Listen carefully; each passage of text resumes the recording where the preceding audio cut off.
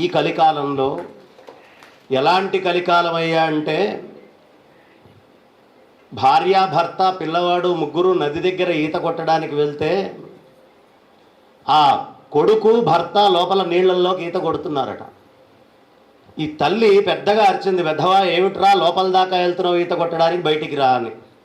వాడు ఉరుక్కుంటూ బయటికి వచ్చాడు.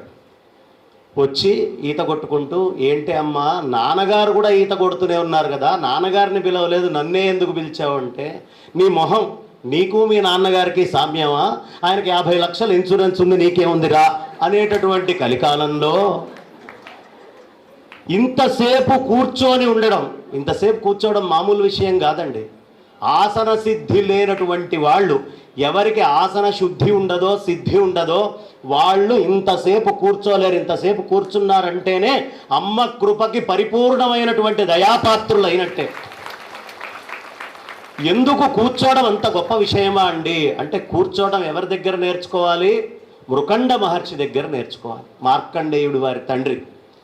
ఆయన కూర్చొని తపస్సు చేస్తూ ఉంటే మృగాలు వచ్చి ఆయనకి గీక్కొని వాటి యొక్క కండూయము తీర్చుకుండేవట. మృగాల యొక్క కండూయము అంటే వాటి దురదని తీర్చినటువంటి వాడు కాబట్టి మృకండ మహర్షి అని పిలుస్తాం. అది ఆసన సిద్ధి. వివేకానందుల వారు కన్యాకుమారికి వెళ్ళి అక్కడ కూర్చొని ధ్యానం చేస్తుంటే వారి మీద నుంచి తొండలు పాకేవట, పాములు కూడా పాకేవట. వారికి తెలిసేది కాదు. అలా కూర్చొని ధ్యానం చేసేవారు. అది ఆసన సిద్ధి శుద్ధి ఉన్నటువంటి వాళ్ళకి లభించేది.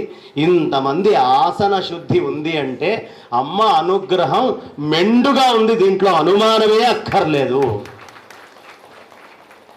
వారు ఇందాకే మా కాకునూరి వారు శ్రీమాత్రే నమః అనమన్నారు. నాకేమో మైకు, నేను రావడం ఆలస్యంగా వచ్చాను, మైకు చివర్లో దొరికింది. మీరందరూ అనుకుంటూ ఉండొచ్చు, అయ్యో రామచంద్ర అనాల్సిన సమయంలో ఈయన శ్రీమాత్రే అనిపిస్తున్నారేమిటి అని. రామచంద్ర అనుకుంటే సమయం కదండి ఇది, అవునా కాదా? అన్నమో రామచంద్ర అనేగా మనం అరిచేది. ఆ అమ్మవారిని పట్టుకుంటే ఏమిటి? శివశక్త్యాయుక్తో యది భవతి శక్త ప్రభవితుం నచేదేవం దేవో నఖలు కుశల స్పందితుమపి అతస్త్వాం ఆరాధ్యాం హరిహర విరించాదిభిరపి ప్రణంతుం స్తోతుం వా. అమ్మని పట్టుకుంటే అండి అపారమైనటువంటి దయాస్వరూపం. ఓ మహానుభావుడు ఒక మాట, నేను పుస్తకం తీసి చదువుతూ ఉన్నప్పుడు ఆ రాత్రి మొత్తం నాకు నిద్ర లేదండి. ఆ ఒక్క మాట నన్ను నిద్రపోనేకుండా ఆపింది. ఆయనకి 70వ వసంతం వచ్చింది. 70వ వసంతంలో ఆయన భూదేవి మీద స్తోత్రం రాయడం మొదలుపెట్టారు. అమ్మా 70 సంవత్సరాలైందమ్మా నేను పుట్టి, ఈ పిల్లవాడు అటు ఇటు పోకుండా నీ తొడ మీద కూర్చోబెట్టుకొని అప్రయత్నంగా నేను ఏమాత్రం కష్టపడకుండా 70 సార్లు సూర్యనారాయణ మూర్తి చుట్టూ ప్రదక్షిణం చేయించినటువంటి నీకు ఒక సాష్టాంగం చేస్తున్నాను తల్లి అని ఆయన నమస్కారం చేశారు. ఎంత గొప్ప మాట అండి. అలా కూర్చోనుంది. పోనీ ఎలాంటి తల్లివమ్మా నువ్వు, అలా తొడ మీద కూర్చొనుంటే తిప్పితే? ఈ కూర్చున్నటువంటి పిల్లవాడికి పరధ్యాస అనేది బాగా వస్తూ ఉంటుంది. ఎప్పుడూ వాడికి వేరే వేరే విషయాలన్నీ కావాలి, లేకపోతే తొడ మీద ఉండడు. అందుకని ఈ పిల్లవాడికి పరధ్యాస కావాలని అన్ని పండ్లని, అన్ని జంతువుల్ని, సాటి మనుషుల్ని, మిగతా అన్నిటినీ నా కోసం సృష్టి చేసి నా మనస్సు అటు ఇటు వాటి మీద అన్ని భ్రమగా వెళ్ళేట్టుగా చూపిస్తూ ఆ తొడలో కూర్చున్నటువంటి పిల్లవాడికి అదిగో చందమామ అని అన్నం పెట్టినట్టుగా నా దృష్టిని కాస్త అటు ఇటు ప్రాపంచికమైన ఈ జగత్తు వైపు తిప్పుతూనే నన్ను ఆ పరమాత్మ చుట్టూ ఎంత చక్కగా ప్రదక్షిణం చేయించావు తల్లి, నీకో నమస్కారం.